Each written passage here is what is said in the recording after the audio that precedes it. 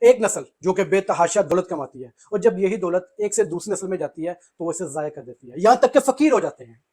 ایک نسل دنیا کی بہترین صنعت کار، بزنس مین، مصور، موسیقار، گلوکار اور دانشور ہوتی ہے، جبکہ دوسری نسل باج، ان پڑھ، عیاش اور نکھٹو ہوتی ہے۔ اور ایک ہماری نسل بادشاہوں کی طرح زندگی گزارتی ہے، جبکہ دوسری نسل چٹائیوں پر سوتی ہے۔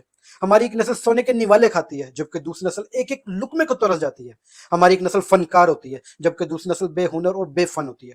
ہماری ایک نسل زمیندار ہوتی ہے، جبکہ دوسری نسل فیکٹریوں میں مزدوری کرتی ہے۔ ہماری ایک نسل جہازوں میں سفر کرتی ہے، جبکہ دوسری نسل ویگنوں میں دھکے کھاتی ہے۔ اور ہماری ایک نسل علامہ محمد اقبال ہوتی ہے، جبکہ دوسری نسل… السلام علیکم، میں Murtaza, welcome to my YouTube channel کسی کی کہانی میری زبان۔ تو آج کی ہماری کہانی کا نام ہے ون مین شو۔ تو چلو سٹارٹ کرتے ہیں۔ حاجی صاحب چینی کے بیوپاری۔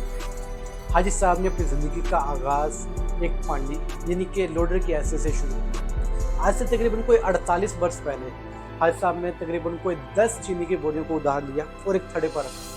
ڈائریکٹ پانڈی سے دکان اور ان کا کاروبار چل رہا۔ 80 کے دہائی میں کہا جاتا ہے کہ حاجی صاحب پاکستان کی سب سے بڑے چینی کے بیوپاری سمجھے جانے لگے۔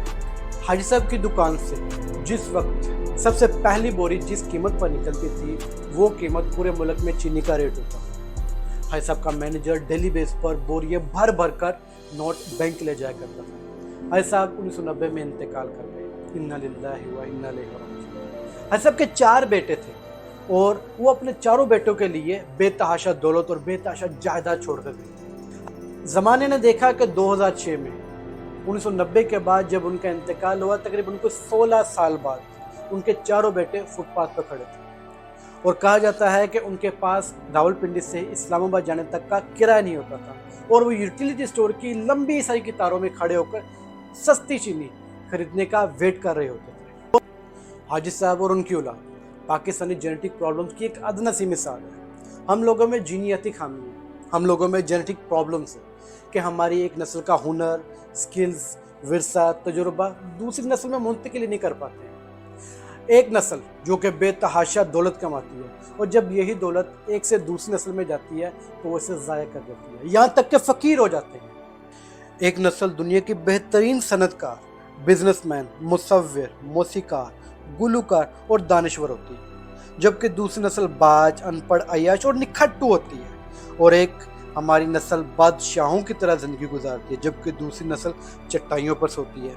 ہماری ایک نسل سونے کے نیوالے کھاتی ہے، جبکہ دوسری نسل ایک ایک لقمے کو ترس جاتی ہے۔ ہماری ایک نسل فنکار ہوتی ہے، جبکہ دوسری نسل بے ہنر اور بے فن ہوتی ہے۔ ہماری ایک نسل زمیندار ہوتی ہے، جبکہ دوسری نسل فیکٹریوں میں مزدوری کرتی ہے۔ ہماری ایک نسل جہازوں میں سفر کرتی ہے، جبکہ دوسری نسل ویگنوں میں دھکے کھاتی ہے۔ اور ہماری ایک نسل علامہ محمد اقبال ہوتی ہے، جبکہ دوسری نسل جاوید اقبال ہوتی ہے۔ کیوں؟ یہ کیوں اس ملک کا اصل مسئلہ ہے۔ اس کیوں میں اس خطے کے تمام مسائل کی جڑیں پیوست ہیں۔ ہم لوگ بنیادی طور پر انفرادیت پسند اور انفرادیت پرست ہیں۔ ہم لوگ اپنا ہنر، اپنا تجربہ، اپنی اچیومنٹ، اپنی کامیابی، اپنا ایکسپیرینس اپنی دوسری نسل میں منتقل نہیں کر پاتے۔